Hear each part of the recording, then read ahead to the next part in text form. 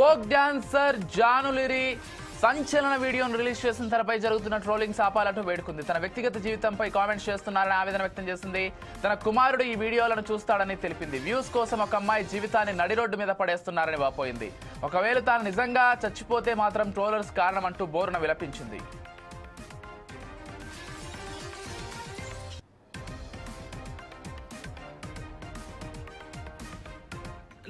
నాకు ఓపిక నశించింది. నాకు ఈ బాధ తట్టుకోలేకపోతున్నా. ఎవరు చెప్పుకోవాలో కూడా అర్థం కావట్లేదు నాకు. నా లైఫ్ మీద మీకు ఇంత ఇంట్రెస్ట్ ఎందుకు? మీ లైఫ్ మీద పెట్టుకోండి కదా. ఆ టైంలో మీ లైఫ్ మీద పెట్టుకుంటే బాగుంటది. ఒక అమ్మాయి జీవితంతో ఆడుకున్నాడు ఎందుకు? నా కొడుకుని మంచి చదువుకొని మంచి పొజిషన్లో చూడాలనుకున్నా. అది చూడలేనేమో నేను, నాకు అర్థమవుతుంది.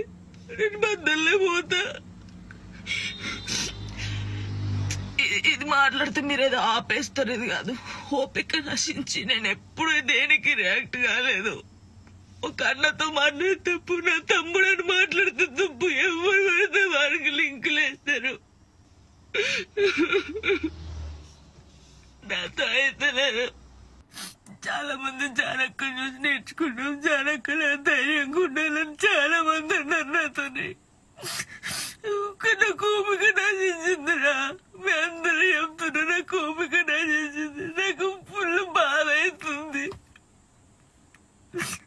ఇంత నరకంలో నిజంగా చాలా మంది అమ్మాయిలు సూసైడ్ చేసుకుని చచ్చిపోతే ఎందుకు చచ్చిపోయారు? వీళ్ళకి ఏం మాయరోగం వచ్చిందని నేను అన్నా గానీ ఆ బాధలు ఉన్నోళ్ళకే తెలుస్తుంది. ఆ బాధ అట్లెందుకు మైండ్కి వస్తుందని నాకు ఇప్పుడు అనిపిస్తుంది. అరే నిజమే కదా, బాధపడ్డోళ్ళకి బాధ తెలుస్తుంది. కానీ తప్పు ఈ న్యూస్ ఛానల్స్ కానీ ఇన్స్టాగ్రామ్ లో ఉన్నోళ్ళకి కానీ చాలా తప్పు.